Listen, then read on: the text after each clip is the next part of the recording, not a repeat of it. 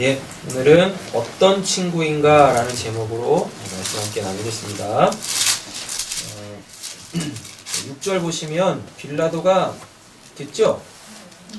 빌라도가 듣고 그가 갈릴리 사람이냐 묻습니다. 여기서 그는 누구죠? 예수. 당연히 예수겠죠. 그죠? 예수가 갈릴리 사람이냐 물어요. 그럼 우리 한번 생각을 해봐야 돼요. 이걸 왜 물을까요? 왜 갈릴리 사람이라고 물을까요?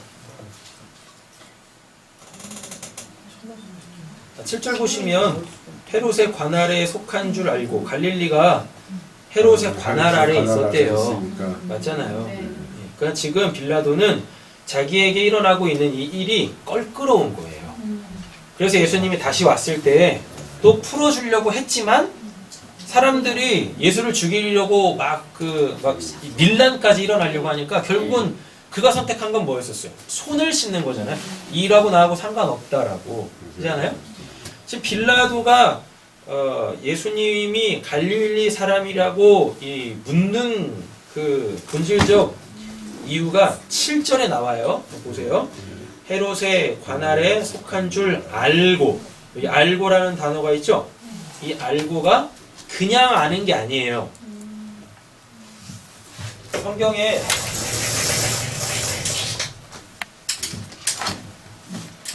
이제 알다라는 단어가 두 개가 있습니다.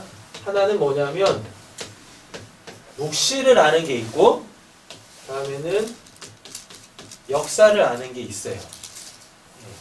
역사를 안다라는 건 뭐냐면 그냥 눈에 보이는 그대로 자기의 이익관계에서 나한테 뭐가 이롭지를 아는 거예요. 그럼 그거를 뭐라고 그러냐면 에피기네스코라 그래요. 기네스코 맞죠? 기노스코구나.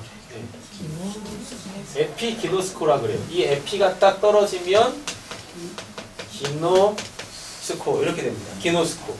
근데 이 기노스코는 항상 듣다 있죠? 아쿠오라고 하거든요.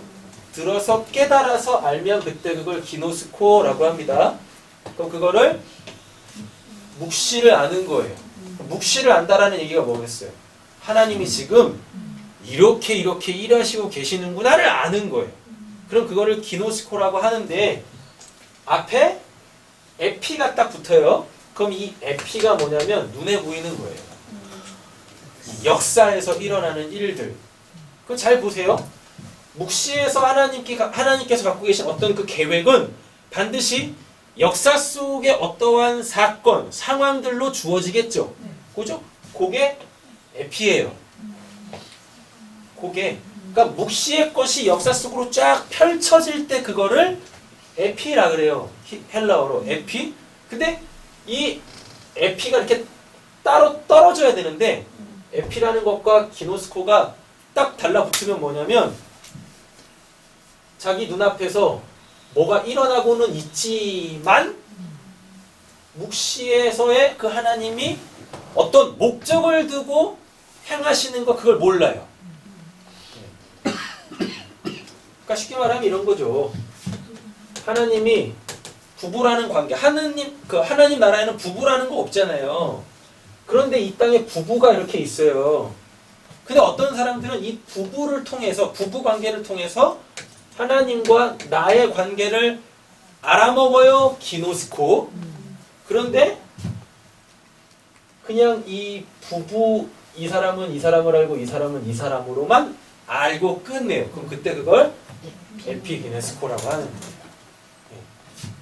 내가 만약에 여기라면 하나님, 내가 만약에 여기라면 하나님. 이 관계로 알아먹어야 되는데 실제적으로 부부 관계에서 하나님, 예수로 알아먹어야 되는데 그걸 못 알아먹고 그냥 그렇게 부부로만 있는 거예요. 부부로만. 그때 그걸 에피기네스코라고 합니다. 지금 7절에서 헤롯의 관할에 속한 줄을 알고 라고 했을 때 지금 빌라도를 통하여 빌라도 이름의 뜻이 뭐니까요? 던지는 창. 창 던지는 자가 아니라 던지는 창. 그럼 그거 맞고 예수가 죽어야 돼요. 그럼 결국 하나님께서 지금 빌라도를 통하여 예수를 죽이려고 하는 거예요. 왜?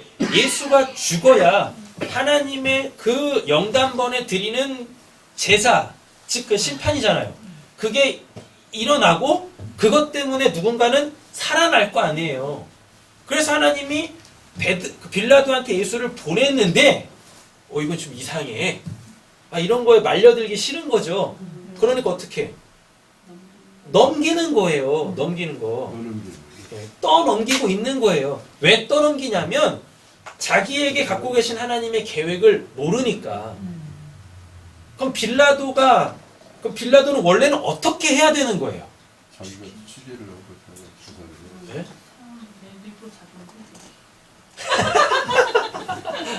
그럼 빌라도는 원래 어떻게 해야 되는 거예요? 우리에게도 이런 일들이 일어납니다. 우리도 수도 없이 하나님께서 나에게 뭔가를 보내세요. 나에게서 뭔가를 이루시려고. 그런데 그게 뭔지를 몰라서 자꾸 이렇게 밀어, 떠넘겨. 이런 경우들이 많다니까요. 이런 경우들이. 그러니까 오늘 이 말씀은 결국 우리에게 주시는 말씀이에요. 나에게 어떤 일이 일어났을 때 내가 그때는 어떻게 해야 되는가. 빌라도는 어떻게 해야 되는 거예요?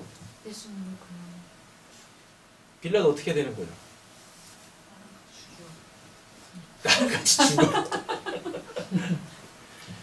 빌라도가 구약의 이스라엘 사람들이 드렸던 그 제사를 한 번이라도 드리고 그걸 어떻게 드리는지를 알고 그냥 이렇게 그냥 구경이라도 한번 했었으면 그리고 그것이 왜 드리는지 그들한테 한번 물어봤으면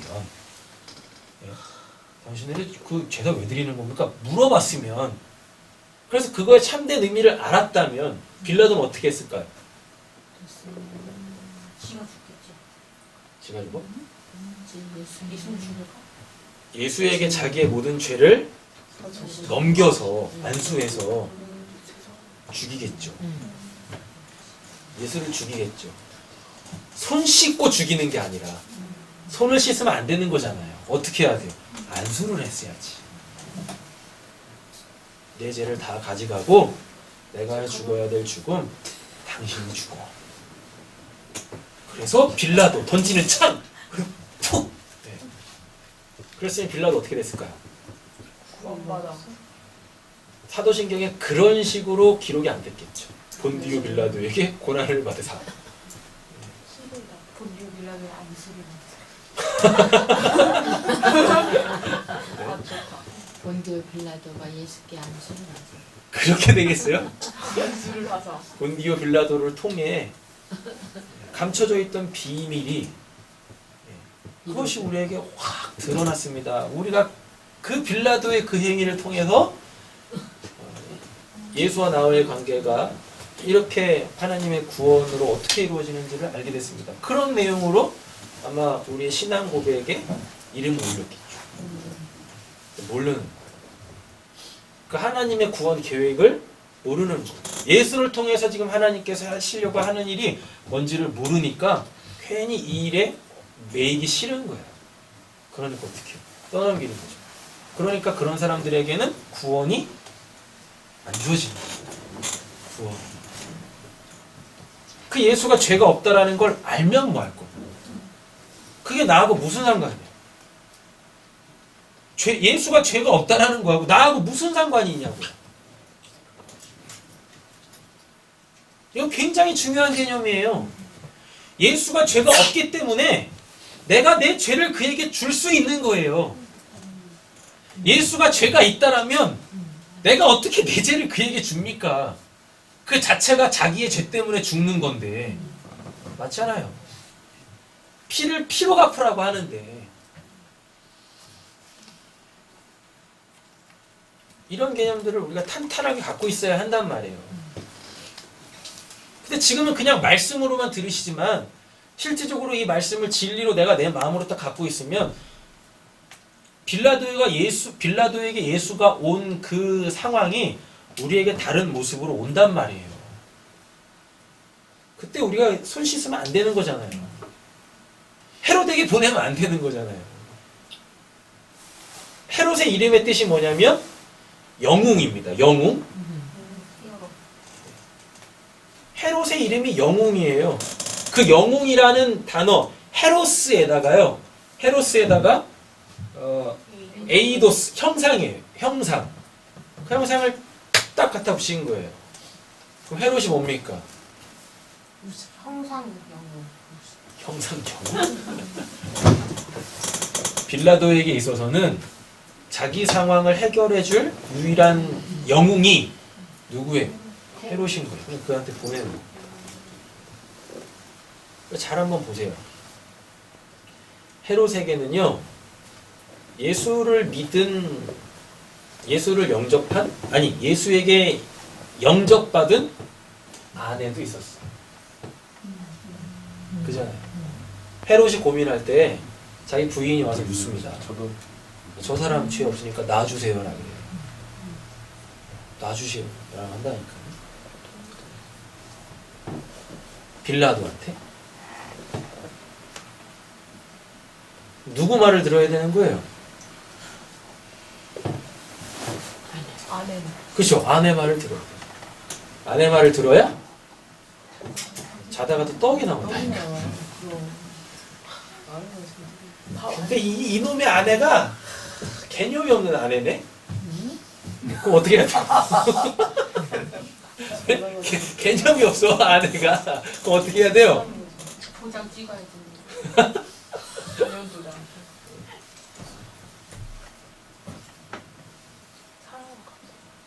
지금 이게 헤롯이 빌라도가 예수를 헤롯한테 보낸 이유가 뭐냐면 그게 왜 헤롯의 그 형상이라는 게 붙겠습니까? 영웅, 헤로스, 에이도스, 형상 이게 왜 붙겠습니까? 실질적으로 자기에게 일어나는 일들 속에서 하나님을 찾는 사람이 그렇게 없다는 뜻입니다. 여러분 우리에게 어떤 문제가 일어났어요? 또는 뭐 사탄의 유혹이 있어요? 또는 시험이 있어요? 여러분 그때 정말 우리가 하나님을 찾아요? 안 찾아요.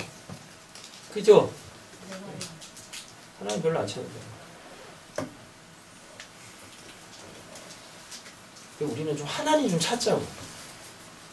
뭘 하기 전에, 뭘 결정하기 전에 하나님 좀 찾고 한번 해보자고. 찾고 헤롯, 영웅, 형상, 눈에 보이는 그 어떤 걸 찾지 말고 진짜 우리의 주 하나님, 나의 아버지 되시는 그분 좀 한번 찾아보자고. 그분이 뭐라고 나한테 말씀하시나. 그게 우리의 신앙 아니겠습니까? 그게 우리의 본질적 신앙 아니겠습니까? 대부분 사람들은 어떻게 하냐면 눈에 보이는 그 에피에 다들 매여요. 그래서 여기서 결국 어떻게 하죠? 결국은 자기가 하고 싶은 대로 합니다. 그런다니까요. 결국은 자기가 하고 싶은 대로 해요. 근데 우리는 그러지 말자고요. 옆에 계신 분에게 도전하겠습니다. 우리는 그러지 맙시다. 우리는 그러지 맙시다. 완전히 여러분 이런 게 있습니다. 어떤 일이 빵 터졌어요. 어떤 일이 빵 터졌을 때 이런 말씀으로 탄탄하게 이렇게 신앙이 체계가 잡히신 분들은 다른 거 안 해요. 기도해요. 기도한다니까요. 역사 속에서 뭔 일이 일어나면 반드시 기도하게 되어져 있어요. 그러면은 하나님의 뜻을 알 거 아닙니까? 맞죠? 그죠? 하나님의 뜻을 알게 되어진다고 해서 잘 들으세요. 하나님의 뜻을 알게 되어진다고 해서 내 마음 자체가 바뀌는 게 아니에요. 기도하기 전 내 마음은 그대로 이렇게 있어요. 이미 내가 결정한 바가 그대로 이렇게 있다니까요. 근데 기도를 하게 되어지면 어떻게 되는지 아십니까? 기도를 하면 어떻게 될 것 같으세요? 이 마음이 바뀔 것 같으세요? 이 마음 안 바뀌어요. 이 마음은 그대로 있어요.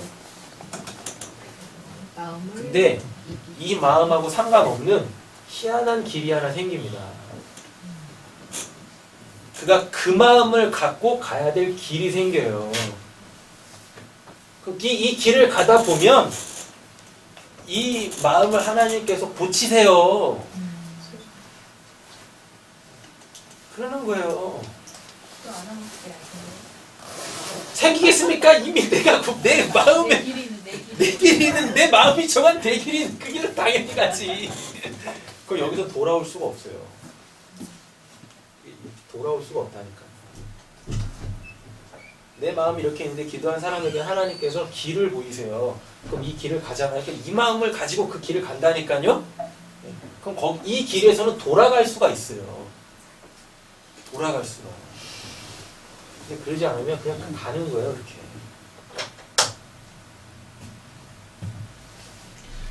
극동방송을 듣는데 극동방송에서 이런 은혜로운 말씀을 하시더라고요. 기도에 대한 얘기였었어요. 기도에 대한. 사람들이 대부분 문제가 일어나면 기도를 한대요. 대부분 그렇잖아요. 근데 그 목사님의 설교는 뭐였냐면 기도는 어떤 일이 일어나서 그거를 해결하기 위해서 하나님을 최후의 수단으로 사용하는 것이 아닙니다 라고 말씀하시는 거예요.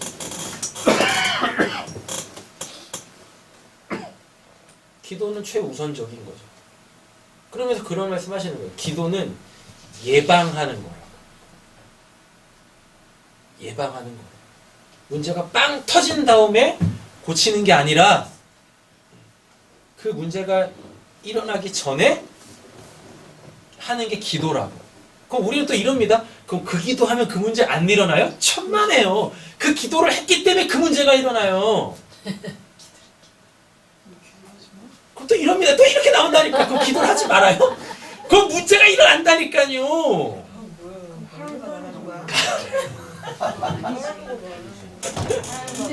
대부분 사람, 그러니까 우리에게 일어나는 일들은 우연이라는 건 없어요. 그냥 일어나는 것도 없어요. 당연하지. 우리는 하나님의 구원 계획 속에 살고 있어요. 그러니까 나에게 일어나는 모든 일들은 다 하나님으로 인하여서 일어나는 것들인 거예요. 되셨죠? 그러니까 우리에게 일어난 일들은 또 일어날 일들은 그냥 생기지 않아요. 그리고 안 생기는 거 아니고 반드시 생겨요. 근데 사람들은 이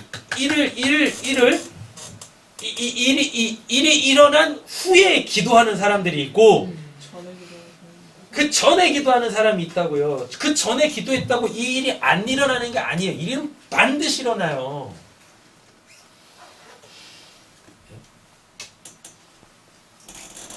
기도하세요. 아니 어차피 반드시 일어난다니까. 그거는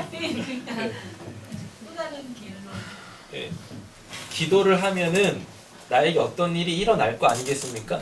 기도를 하게 되어지면 이 일이 일어났을 때 당황하지 않습니다. 혼란스럽지도 않고, 그리고 가장 중요한 건 시험에도 안 들고 유혹에도 안 넘어져요. 그래서 근신하여 깨어 있으라, 근신하여 깨어 기도하라라는 게, 또 기도 안 하면 그 일어났을 때 자빠진다. 시험 들어. 그런 말이에요. 시험 들면 어떻게 되겠어요? 시험 들면 어떻게 될 것 같으세요? 어떻게? 네.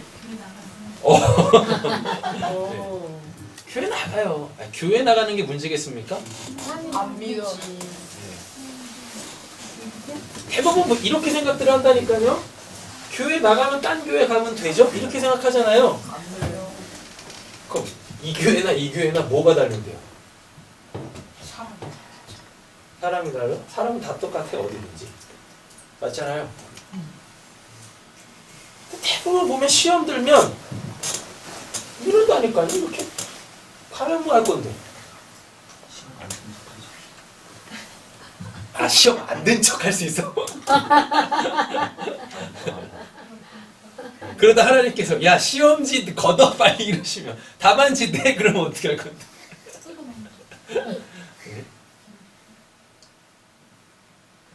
안 들을 척 하겠지.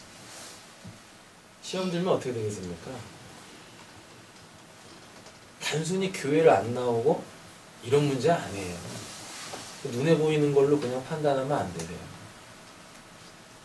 시험이 딱 들면 그 사람의 실체가 드러납니다.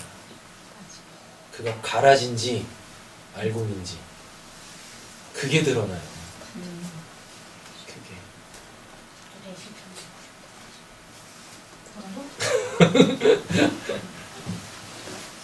너 실제 보고 싶어?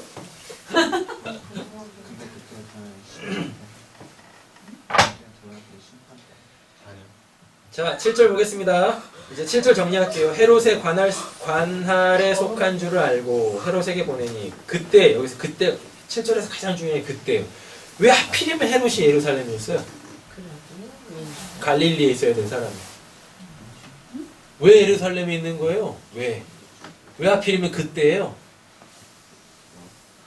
이거 아주 간단합니다. 하나님께서 예수님을 누구 손에 붙이셨어요? 빌라도 손에 붙였죠. 네. 그죠?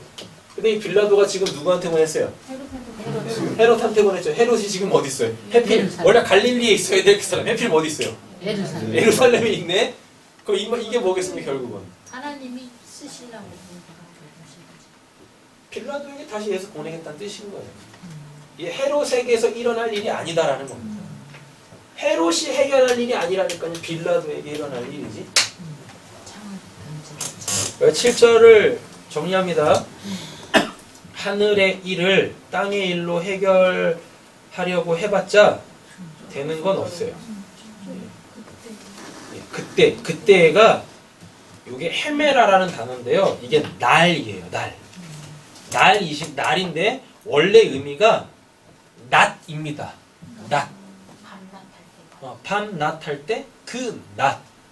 그럼 그게 뭐냐면 하나님이 지금 하나님의 구원의 날이에요. 헤메라, 욤. 히브리어는 욤이라 그러잖아요. 그게 뭐냐면 하나님께서 구원하시는 그 기간, 그 시간, 그때. 그거예요, 헤메라가. 당연히 그러니까 누구는 헤롯이 어디 있어야 돼요? 당연히 예루살렘에 있어야지. 당연히. 자, 6절, 7절 정리해보면요. 사람은 무의식적으로 하나님의 계획을 회피하는 성향이 있습니다. 빌라도에게 지금 빌라도를 통해 하나님께서 그 구원의 역사를 이루시려고 하잖아요. 근데 빌라도 전혀 몰랐다니까요. 그 예수와 하나님의 관계, 그것도 예수와 자기와의 관계, 예수와 소위 말하는 이스라엘이라는 하나님의 백성의 그 관계를 전혀 모르잖아요. 그 관계를 모르는데 자기도 모르게 그냥 그렇게 하나님의 일에 대하여 다 회피해요. 근데 이게 빌라도 이야기인 것 같으시죠? 그걸 잘 한번 보세요. 우리의 삶 속에서. 하나님께서 우리의 삶 속에서 뭔가를 이루시려고 하는데 은연중에, 무의식 중에, 부지 중에 우리는 그렇게 하나님의 일하심을 뭔지도 모르고 일단 회피부터 합니다. 회피부터 해요. 그러나 내가 회피한다고 내가 피할 수 있는 게 아니에요. 피할 수 있는 일이 아니라니까요. 결국 예수님이 누구한테 돌아와요? 빌라도에게 돌아온다니까요. 근데 이런 말씀들을 알고 계시면 그렇구나. 하나님의 일하심이 그 순간순간 깨달아지죠. 처음부터 팍팍팍 돌아가진 않겠지만 두드려 맞고 깨닫고, 저번에 10대 맞았는데 이제는 30대 맞고 깨닫고, 이제 안 맞아도 바로바로 그런 일들이 왔을 때 그렇구나. 알게 돼요. 지금 점점 그렇게. 그리고요, 우리에게 일어나는 일들이 그렇게 다양하지 않아요. 사람에게 일어나는 일들이요, 그렇게 다양하지 않다니까요. 그 보면은 그냥 다 거기서 거기에요.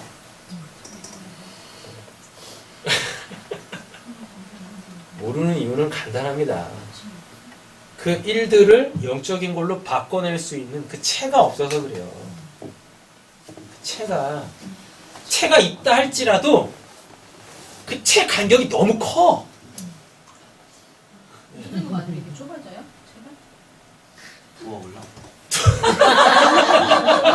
몰라. 그래서 간격을 내. 어디서 좁아지는 거 좁아지는 거니 그러면? 그러니까 두드려 맞아서 깨달으면 되는데 두드려 맞고 그걸로 끝나면 그 간격은 안 좁아지죠. 누구나 신앙을 처음 할 때 그 채의 간격은 이렇게 커요, 다. 다 크다니까요. 근데 말씀을 통하여 말씀을 깨닫게 되어지고 또 그 말씀을 가지고 자꾸 내 삶을 이렇게 이 점검하다 보면 이게 계속 이렇게 계속 좁아진다니까요. 그래서 다 죄를 걸러낼 수 있게 돼요. 죄를.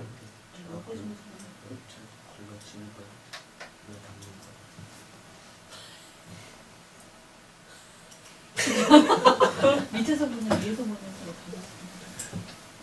왜 큰 건담들이 남아? 이게 걸러지는 거냐 아니면 제가 나한테 남는 거냐. 체질하면 이렇게 체질하잖아. 그럼 체 위에 남는 건 버린다니까. 그잖아.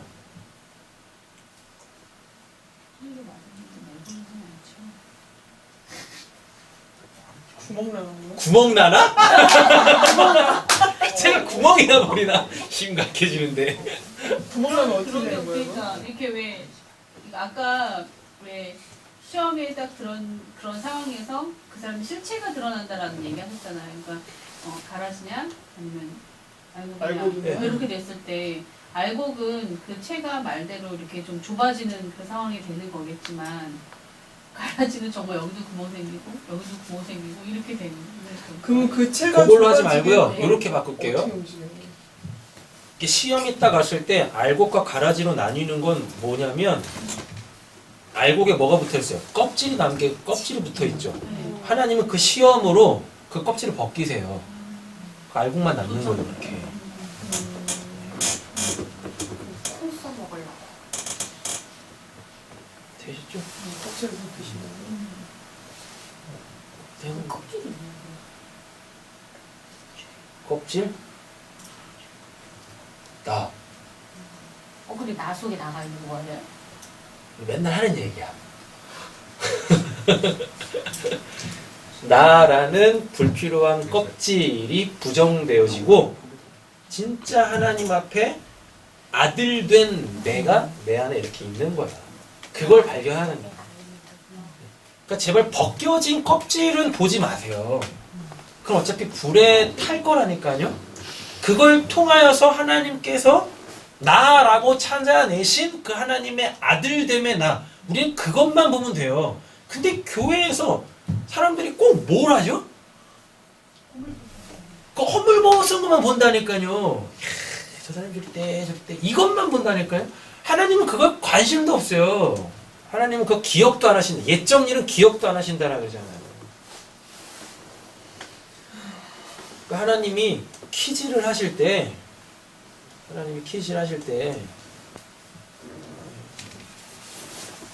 우리 쭉정이들이 다 벗겨 그 쭉정이죠. 그 쭉정이들은 다 벗겨져요.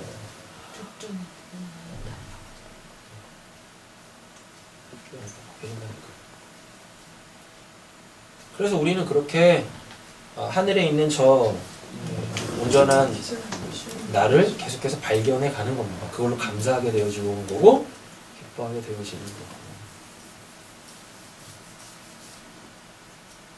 여러분 그 가장 오해되는 본문 중에 한 가지가 감당할 시험 밖에는이라고 돼 있죠? 그거 원래 번역이 되게 잘못된 거예요. 감당할 시험 밖에가 아니라 당연히 받는 거야 그거 이렇게 돼 있어요. 원래 보면 당연히 받는 그 시험이라고 돼 있어요. 그 고난이라고 돼 있다. 그래가지고 그 말씀을 오해 안 나머지 그러잖아요. 나한테 이만한 시험이 온 건 내가 그만큼의 믿음이 있고 뭐 내가 그만큼 훈련이 됐고 실력이 있고 그래서 내가 이런 것 좀 이미 넘어졌어 이미 당연히 받는 거예요. 누구나 받는 거예요.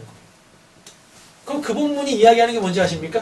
야 누구나 받는 고난인데 너 뭐하고 있냐 이거예요. 뭐하고 있냐?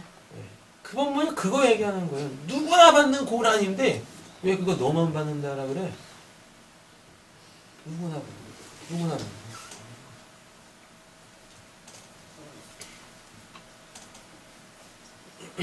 우리의 무의식 속에 하나님이 가득 들어차기를 간절히 소원합니다. 아멘. 그죠? 예. 옛날에 우스갯소리지만 이런 것도 있었어요. 어떤 일이 갑자기 빵 터지면 그 사람의 입에서 무의식적으로 튀어나오는 말 있잖아요. 예. 그걸로 이제 그 사람이 얼마나 믿음 좋은지 알아먹는다고. 어떤 일이 빵 터졌어요. 주여 하면 굉장히 큰 믿음인 거고 에이씨 하면 굉장히 그런 거 있었거든요. 그걸 얘기했더니 그때부터 사람들이 훈련을 하더래요. 맞아요. 맞아요. 네. 네. 아버지 그러면서 훈련을 하더래요. 그렇게 훈련되어진 그 주여는 그렇지. 제대로 된 신앙입니까? 훈련이 연습해. 제대로 된 신앙이냐고. 아니 무식 중에라도 주여 아버지를 찾는 사람이 그래도 A씨 하는 사람보다는 믿음 있는 사람이라고 봐야 하지 않을까요? 그러니까 지금 말씀드리는 게 내가 그런 일이 일어날 때 나도 모르게 A씨 하면은 안 되니까 일부러 평상시에 주여를 훈련한다니까요. 신앙은 훈련해서 되는 게 아니에요. 그 사람 안에 이 주님이 이렇게 가득 차 있으면요, 무의식의 영역에까지 주님이 이렇게 가득 차 있으면 평상시에는 이런 씨씨씨 하다가도 정말 의도치 않은 자기 무의식의 것이 드러날 때 그때 그 사람은 주를 찾을 수밖에 없는 거예요. 그러니까 의식이 멀쩡할 때는 그냥 에이씨 해도 돼요. 네? 에이씨 해도 된다니까. 그거 나쁜 거 아니에요. 그렇죠? 근데 A씨까지만 하세요. 괜히 주위에다가 이상한 거 막 갖다 붙이시지 마시고. HT를 뭘 붙여줬어? 영어만 하시면 돼요. AC. 그죠? 뒤에다가 뭐 숫자를 붙인다거나 한글을 갖다 붙이시지 마시라고요. 왜 그렇게 하는 거예요? 자기 입만 들으면 자기 인생을. 말씀에 집중하세요 이제.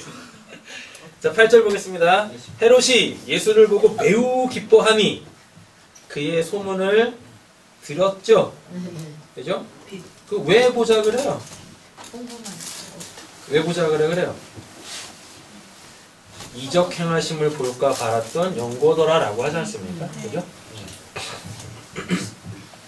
그럼 여기서 우리는 질문 하나 또 던져야 됩니다. 도대체 이적은 왜 행하시는 거고 우리한테 이런 일들은 왜 일어나는 거예요? 뭐 때문에? 왜? 뭐 때문에? 예수님을 하나님과 어느 한쪽 부류에서는 진리를 알았다라고 하는 사람들의 어쩌 한쪽 부류에서는 이런 하나님의 이적 행하심조차도 이제 무의미하다, 이제 그런 건 없다라고 얘기하는 사람들도 있습니다. 그들 잘못된 거예요. 잘못됐다니까요. 그게 한쪽으로 편향된 왜곡된 신앙이에요. 우리가 진리를 알았다 할지라도, 저 묵시의 것을 알았다 할지라도 여전히 우리의 삶 속에는 그 하나님의 이적, 그걸 셈의 이윤이라 그래요. 셈의 이윤들이 일어나요. 그게 우리의 한계예요. 우리가 불완전하고 우리가 연약하기 때문에 여전히 하나님께서는 셈의 이윤, 그 표적, 이적, 기적 이런 걸 통하여서 우리의 그 연약함, 부족함, 불완전함을 뛰어넘어 일하시는 그 하나님으로 하나님은 우리한테 계시하신다니까요. 우리가 어떻게 진리를 알았다고 그 하나님은 다 합니까? 진리라는 것 자체가 그냥 하나님에 대해서 열린 상태인데 열리면 뭐 할 거냐고요? 그 하나님을 만나질 못하는데 그게 셈의 이윤으로 오는 거예요. 기적, 이적 이걸로 오는 거예요. 여러분 누구나 할 수 있는 일이라면 누구나 하는 일이에요. 누구나 하는 일. 그 누구나 할 수 있는 일 가운데서 어떻게 하나님에 대하여서 와 하나님이시다 그거 할 수 있겠습니까? 예수님이 오셔가지고 누구나 할 수 없는 그 일들을 왜 하셨겠어요? 왜 하셨겠냐고요?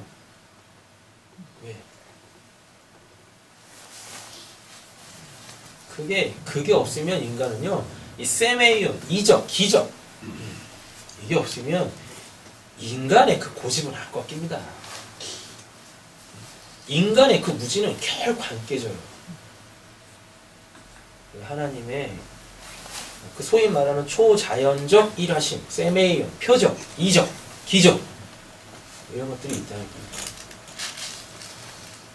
그쪽에 대하여서 제발 닫지 마세요.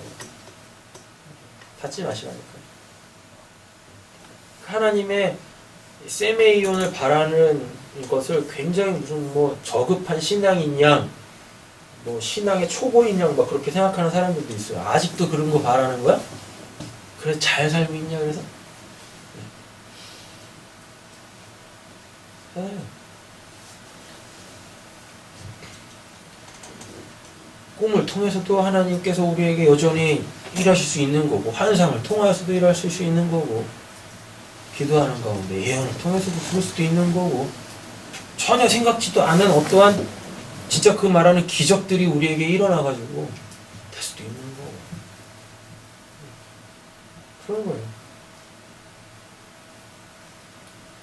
다만 그거에 매이면 안 되시는 거죠.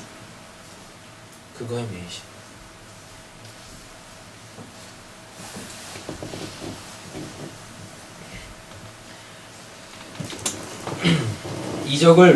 예수님이 이적을 왜 행하셨냐면요, 예수를 통한 하나님의 구원을 설명하시기 위하여서 이적을 행하셨어요. 근데 이제 예수님이 그 이적 안 행하시죠. 왜 안 행하실까요? 이제 예수님이 행하셔야 될 이적은 하나밖에 없어요. 뭐? 요나의 표적. 십자가에서 너 죽는 거. 그거밖에 없는 거. 자, 한 가지 정리해 또 드리겠습니다. 요나의 표적이 의미하는 게 뭘까요? 대부분 예수님의 십자가에서 죽음이라고 생각합니다. 맞죠? 그렇게 되죠. 그죠? 근데 요나의 표적의 핵심이 어디 있어요? 어디요? 하나님 사랑이요? 하나님의 사랑. 그래서 뭐 최종적으로 가면 그게 나오겠죠? 근데 요나의 표적, 이 핵심이 뭘까요? 뭐? 이빨이 갉아먹어? 벌레가 갉아먹는 거? 아닌데. 요나의 표적이 뭐겠어요? 요나의 표적밖에는 볼 게 없다. 죽으시고 다시 살아나시고. 아, 대부분 그렇게 생각한다니까요. 생각도 안 하고 요나의 표적하면은 예수가 십자가에서 죽고 다시 삶, 이것만 생각해요. 근데 그거 아니라니까요. 예수님이 내가 너희에게 보일 표적은 요나의 표적밖에 없다라고 했을 때, 요나의 표적밖에 없다라고 했을 때 그건 예수의 십자가에서 죽으심과 부활하심, 그거 얘기하는 거 아니라니까요. 물고기 뱃속에 들어갔다가 3일 만에 살아나네. 하나님이 니느웨 가가지고 전하라고 했더니 그거 싫다고 도망갔잖아. 다시스로. 뭔 거 같으세요? 요나의 표적이 뭐라고 생각하세요? 복음 전함. 복음 전하는 거요? 요나의 표적의 핵심은 회개예요. 근데 이 회개가 진짜 어려워요. 그래서 요나의 표적이라고 하는 거예요. 요나가 물고기 뱃속에 산 게 뭐예요? 회개잖아요. 맞죠? 그 물고기 뱃속에서 나와가지고 니느웨 가가지고 했더니 니느웨 사람들이 뭐예요? 회개하죠? 요나의 표적이 회개예요. 이 회개가 될 것 같으세요? 회개처럼 어려운 게 없어요. 맞아요. 뭘 회개해야 될지도 모르고. 회개. 그래서 표적이라고 쓰는 거예요. 이 회개? 그거 네가 하는 거 아니야? 이거 하나님이 하시는 거야. 세메예요. 표적.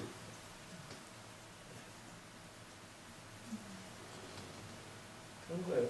요나의 표적밖에 보일 게 없다? 회개. 회개.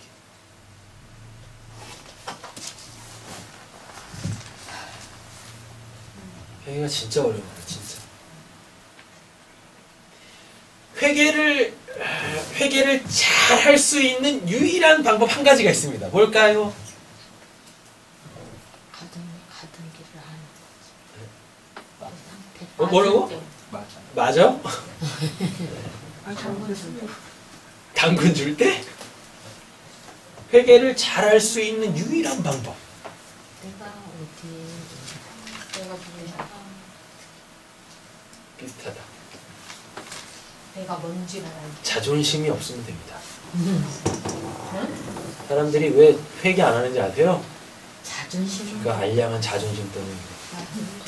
이게 뭔 말이야? 자존심.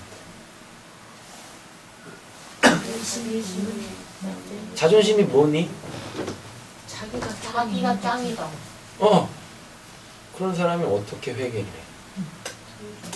자존심이 자기가 짱이라는 게 야 그래 맞아. 네가 짱이야. 자존심이 없으면 돼요. 자존심 있으면 자기를 인정하지 못하니까. 자존심 있으면 자기를 인정하지 못하니까. 자기를 인정하지 못한다기보다는 자기가 왕. 자존심은 내가 옳은 거야. 응. 아. 너가 잘못했다라는 부분을 인정하지 못하는 거야. 그렇지. 왜 인정을 못하냐면 내가 옳으니까. 그렇지. 그게 자존심이에요. 그러니 그 사람은 결코 회개할 수가 없는 거예요. 맞아요. 근데 잘 보세요. 왜 자존심이 있으면 회개를 못하냐면 하나님이 나한테 뭐라 그래요? 너 죄인이야 라고 그래요. 근데 우리가 뭐라 그러죠? 유대인들이 그랬습니다. 내가 뭔 죄를 졌는데. 그래요. 예수님이 오셔가지고 하시니 뭐래요? 그의 제자들이 한 게 뭐예요? 죄를 폭로하는 거잖아요. 율법이 있는 역할이 뭐예요? 죄를 폭로하는 거잖아요. 근데 오히려 그걸 가지고 뭐라 하죠?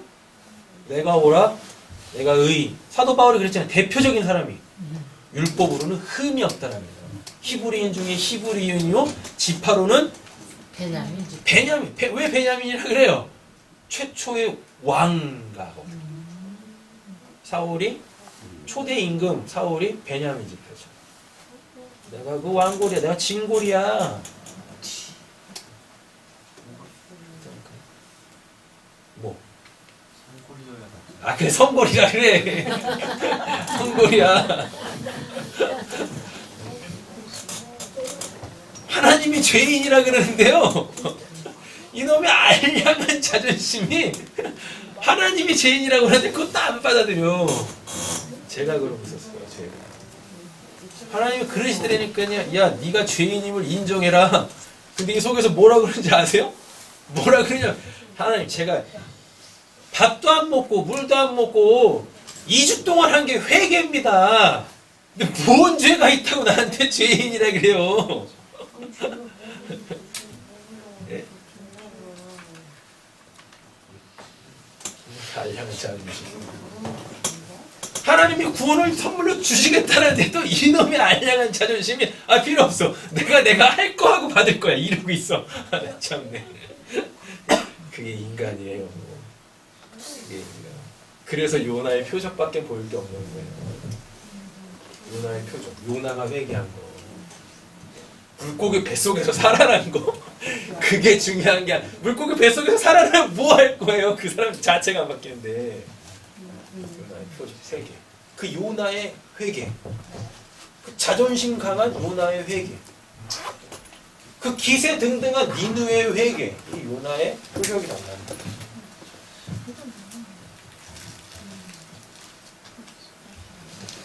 자, 9절입니다. 여러 말로 물으나 뭐 말을 많이 했나 봐요. 그죠? 여기서 물으나가 아까 그거 똑같아요. 아까 에피키노스코 있었죠. 근데 이 묻다가 에피 에로타오입니다. 에로타오 했었죠? 에로타오는 뭐죠? 에로타오 쉽게 말하면 육신적인 거 구하는 거. 에로타오 말고 뭐 있어요? 아이테오 있죠? 아이테오는 뭐고요? 내 거 찾는 거. 내 거 아닌 거 찾는 거. 근데 앞에 또 뭐까지 붙어요? 에피까지 붙네? 그러니까 뭐예요? 역사 속에서 자기가 육신적으로 원하는 그거를 묻는다니까요. 그런 것들을. 그러니까 여기에 대해서는 당연히 예수님이 아무 말도 하실 필요가 없는 거죠. 예수님은 우리한테 에로타오 하시는 분이 아니라 아이테오에 대한 답을 주시는 분이시니까 이렇게 되는 거예요. 네. 이게 보면은요, 하나님을 믿지 않는 사람들에게 아무리 하나님의 구원을 이야기해봤자 못 알아먹어요. 그리고 보면 못 알아먹는 걸 이렇게 잘 보면 관심이 없어. 관심이 없다라는 건 거기에 가치를 두지 않는다는 뜻이에요. 그렇습니다. 근데 교회에 수두룩해. 교회. 하나님은 교회 바깥 생각도 안 하시잖아요. 이미 심판을 내린 곳이 교회 밖 세상이니까. 그럼 요한복음 예수님이 그랬지 않습니까? 세상 사람들 이 공동체 말고 세상 사람들 이미 그들은 심판받아 죽었어 라고 얘기하시죠. 하나님의 관심은 교회밖에 없습니다. 그러니까 신약 성경이 다 교회에다가 말씀을 주신 거예요. 에베소서 보세요. 로마서 뭐예요? 로마. 사도행전 뭐예요? 교회 세워지는 이야기죠. 그 다음부터 생기는 거 로마 로마요. 교회에 있는, 그 다음에 뭐예요? 고린도 교회에 있는, 그 다음에 갈라디아에 있는, 네. 에베소에 있는, 빌립보에 있는, 골로새에 있는 교회들에게 하나님의 말씀요 세상에게 주어지지 않아요. 줘도 못 알아본다. 관심도 없어요. 거기 가치도 두잖아요. 근데 여러분 교회를 한번 잘 보세요. 교회 하나님의 말씀에 관심을 갖고 거기에 가치를 두고 그걸 통하여 육신적인 이것들이 아니라 그냥 역사의 내가 아니라 이 역사도 묵시로서 이해하는 그들에게 그렇지 생명이지 진짜 사는 게 뭘까? 그거에 관심을 갖는 자들에게 문을 열어주는 게 신앙의 진리 말씀이라고 하는 겁니다. 그랬다 결국은 그 문이 안 열리는 사람은 어떻게 하겠어요? 교회가 가장 불편한 곳이 돼요. 교회처럼 불편한 곳이 어디지? 세상 어디 천지. 그렇다니까요. 갈라진 교회가 화해하는 모습을 본 적이 없어요, 제가. 그래요. 뒷다 올게요. 제가 처음으로 사역했던 교회인데 거기 교회 갈라섰거든요. 근데 화해를 안 하더라고요. 뭐 원수지간이야. 서로 뭐라 그러냐면 교회를 분열시킨 사람들이라고. 서로. 누가 잘못한 거야 거기서는? 진짜 웃겨요. 교회만큼 세상에 불편한 기관이 없어요. 교회만큼. 세상에 있는 기관들은 클리어하잖아요. 뭐에 의해서? 손익관계에 의해서. 클리어하다니까요. 더 재미있는 건 세상에 있는 그런 어떠한 그 기관들 있지 않습니까? 거기 다 손익관계로 모여 있잖아요. 맞죠? 근데 이 손익관계가 딱 없어지죠? 그럼 친구 됩니다. 친구 된다니까요? 더 친해져. 근데 교회는 이해 안 해요. 안 돼요, 친구가. 친구 안 된다니까. 그래서 오늘 본문에 헤롯하고 빌라도하고 원수였는데 손익관계가 딱 떨어지니까 친구가 되는 거예요. 원래 헤롯하고 빌라도하고 이게 경쟁 관계였었어요. 경쟁. 롬 황제한테 누가 더 신임을 받느냐 이 경쟁 구도 있었어요. 그래서 얘네들이 오늘 본문에 원수라 그러잖아요. 그 이익 관계 때문에 원수였다니까요. 전에는 원수였으면 근데 갑자기 얘네가 뭐가 돼요? 친구가 당일에는 이라 그러죠. 당일에는 이것도 헤메라예요. 당일에는 뭐가 됐어요? 서로 친구가 돼요. 왜 친구가 됩니까? 왜 친구가 돼요? 왜 친구가 되냐면 친구는 마음이 통하는 거잖아요. 그러니까 빌라도가 헤롯의 마음을 알았고 헤롯이 빌라도의 마음을 알았어요. 그래서 친구가 돼버린 거예요. 처음에는 손익관계 때문에 이렇게 둘이 원수지간이었는데 예수가 중간에 딱 끼는데 그 예수 때문에 얘네가 친구가 되네? 그럼 예수가 도대체 뭘 한 겁니까? 뭐가 되어 공공의 적이 된 거지. 맞잖아요. 자, 10절입니다. 대제사장들이죠. 원래 들자 나오면 안 되는 거예요. 그럼 이게 다 짝퉁들이에요. 서기관들이 서서 뭐예요? 힘써 보고라더라. 자, 보세요. 대제사장은 뭐 하는 사람? 제사 드리는 사람. 서기관은 어떤 사람? 율법 가르치는 사람. 그럼 대제사장은 제사. 서기관들은 율법. 이것이 서서 히스테미. 하나님이 얘네들을 세웠어요. 그래서 뭘 해요? 그 제사와 그 율법이 예수를 어떻게 해요? 고발한대요. 고발하게 고발. 그 말씀이 결국 뭐겠습니까? 주인 그 말씀이 결국 뭐겠어요? 그 제사와 그 율법이 우리를 구원하는 게 아니다라고 하는 겁니다. 아니다라고. 왜? 이들이 지금 예수를 부정했으니까. 예수를 자기들을 부정한 게 아니라 예수를 부정했잖아요. 그러므로 통하여서 대제사장들과 서기관들, 즉 제사와 율법, 이거를 하나로 붙이면 종교가 됩니다. 종교, 제사와 율법은 종교라고 해요. 이 종교가 딱 섰어요. 그럼 쓰면 뭘 해야 될 거 아닙니까? 맞죠? 히스테미, 서다. 뭘 하라고 하나님이 거기다 세우신 거란 말이에요. 쓴단 말이에요. 근데 누굴 고발해요? 예수를 고발하네요. 그럼 뭐겠습니까? 하나님은 예수를 통해 구원하시려고 하는데 종교가 예수를 부인하네? 그럼 종교는 아니란 얘기잖아요. 근데 교회가 종교가 되어버렸다라는 게 문제인 거예요. 거룩해야 될 성도들이, 하나님의 백성이 돼야 될 자들이 다 종교인이 돼버린다고요. 종교가 뭐니까요. 제사와 율법으로 하나님을 얼르고 달래서 내가 원하는 걸 얻어내는 걸 종교라고 한단 말입니다. 기독교는 종교가 아니에요.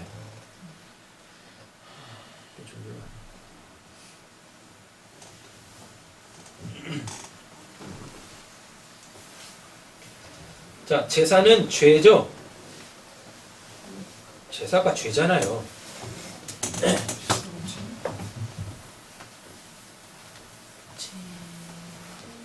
자, 보세요. 대제사장, 서기관 이렇게 나오죠. 대제사장은 뭘 상징해요? 제사 제사를 상징하고, 서기관은 율법을 상징해요. 제사 왜 드려요? 죄 때문에. 그죠? 율법은 결국 뭘 나요? 죄를 나요? 율법이? 아니에요. 죄를 지적하는 사망이죠. 율법이 사망이라니까요. 죄를 율법으로 가면 사망이에요. 율법으로 가면. 그래서 우리를 어디서 놔줘요? 율법에서 놔주는 거예요. 이렇게. 되셨죠? 자, 그러면은 대제사장과 서기관이 섰어요. 그럼 이 말을 이제 이런 과정을 통해서 죄와 사망 앞에 누구를 세워요? 예수 그리스도를 딱 세운다니까요. 그죠? 그럼 예수가 어떻게 된다는 얘기입니까? 그 죄로 인하여서 죽게 되어진다라는 이야기입니다. 하나님이 그래서 히스테미한 거예요. 얘네들을 세우신 거예요. 그러니까 제사하고 율법은 우리 보고 지켜서 거룩해지라고 하는 게 아니에요. 제사로도 깨끗해질 수 없는 것, 율법으로도 온전해질 수 없는 것, 그거 예수 예수로. 이렇게 되는 거죠. 11절입니다. 11절, 12절이 오늘 본문 안에서 중요한 내용이에요. 헤롯이 그 군인들과 함께 예수를 업신여겨 희롱하고 빛난 옷 동그라미 쳐보세요. 이게 가장 중요해요. 빛난 옷을 입혀 빌라도에게 어떻게 했죠? 도로 보내죠. 맞죠? 여기에 누구 나오죠? 헤롯하고 군인들이 나옵니다. 이게 뭐예요? 힘의 논리예요. 힘의 논리. 힘의 논리 앞에서 드러나는 성도의 옳은 행실. 11절이 이야기하는 것이 그것입니다. 우리는 수도 없는 힘의 논리 앞에서 살고 있잖아요. 그때 나는 어떠한 자인가? 내가 그 힘의 논리에 잠식당해서 그 힘의 논리로 살 것인가? 하나님은 하나님의 은혜로 살 것인가? 하나님의 은혜로 사는 게 쉬울 것 같지만 쉽지 않습니다. 왜? 고난이니까. 돌 맞아 죽음이 있으니까. 피 흘림이 있는데. 그잖아요. 이렇게 가는 거예요. 그래서 빛난 옷은 성도의 옳은 행실입니다. 요한계시록에 가보면 그렇게 나와요. 옳은 행실이란. 그럼 뭐가 옳은 행실이에요? 힘의 논리로 사느냐, 하나님의 은혜로 사느냐. 하나님이 이끌어 가시는 그걸로 살 거냐, 아니면 아니 나도 좀 이렇게 살아볼래요? 그리 갈 것이냐. 12절입니다. 헤롯과 빌라도가 전에는 뭐였대요? 원수였으나 원수였으나 당일에는 서로 친구가 됩니다. 자, 그럼 이거는 이 개념이겠죠? 뭐냐면 아까도 말씀드렸지만 손익관계. 손익관계죠. 손익관계 풀어보세요. 뭐요? 나한테 이로우면 이익이고 나한테 해로우면 악한 거잖아요. 그럼 이거 바꾸세요. 나한테 이로우면 좋은 거. 나한테 이롭지 않으면 그거 악한 거. 그럼 선악과네요. 그냥 선악과. 그러면은 헤롯하고 빌라도하고 전에는 이것 때문에 손익관계 때문에 원수였는데 예수가 쏙 들어감으로 통하여서 그래요. 언제는 선한 거고 언제는 악한 거네. 언제는 원수고 지금은 친구냐? 뭐요? 선악과의 실체를 폭로하는 거예요. 진짜 선악과는 뭐냐면 내 안에 내가 기준이 돼서 나한테 이로우면 선, 나한테 해로우면 악. 근데 심지어 누구까지도 하나님까지도.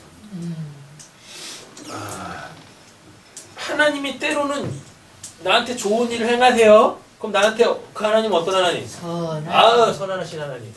내가 원치 않는 일을 팁다 행하십니다. 그럼 어떤 하나님? 악한 하나님. 그래가지고 맨날 원망하고 불평하고 이스라엘이 그랬잖아요. 광야에서. 지금 원수였으나 친구가 됐다라는 건 그들이 바로 아니 우리가 고선악과 뭐가 선이고 뭐가 악인데 선이라는 게 뭔지 악이라는 게 뭔지도 모르면서 그냥 그거를 딱 따먹어서 하나님처럼 된 자들. 도대체 어떤 친구가 돼야 되는 겁니까?